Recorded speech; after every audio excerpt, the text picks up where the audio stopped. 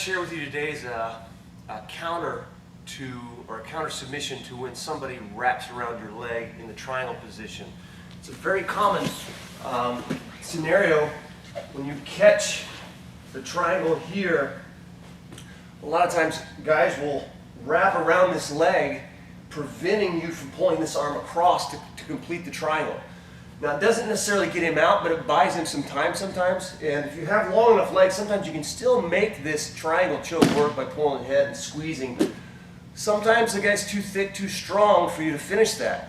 I think the most common answer we see to this position is a lot of people like to switch off to the omoplata. I have a position that I like that works a little bit better. It's a little bit tighter because sometimes guys are very good at defending the omoplata. If you like the omoplata, great, but here's another option for you. What we're going to do is we're going to switch off the triangle to the opposite side like this, and then lift him up to get this arm out, okay? When I'm here and he bears down weight on this side, it's very hard for me to move him to raise this elbow and pull this elbow across because I'm not in a position where my hips are strong.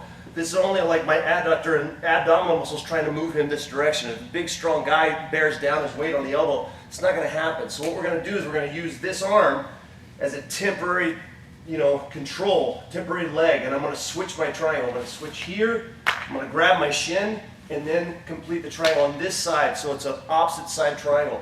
Now I can put myself in line to where I'm much stronger. Now I'm using back muscles. It's very hard for him to hold this elbow down now.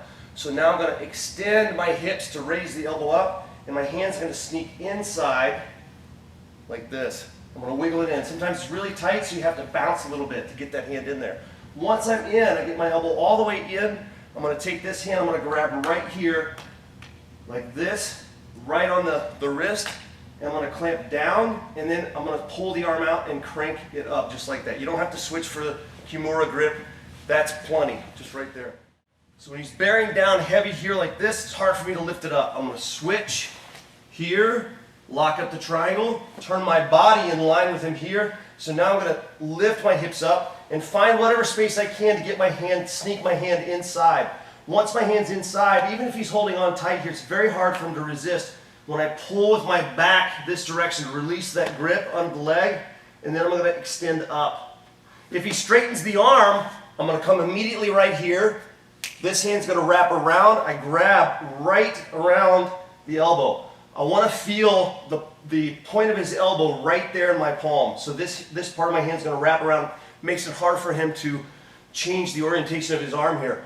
So now I'm going to lock my shoulder and my head together to control the wrist. This arm comes over just like a chokehold, and I'm going to make a downwards motion like this, almost like a crunch sideways. If he escapes that, if he passes in front, I'm going to immediately switch to the triangle on this side.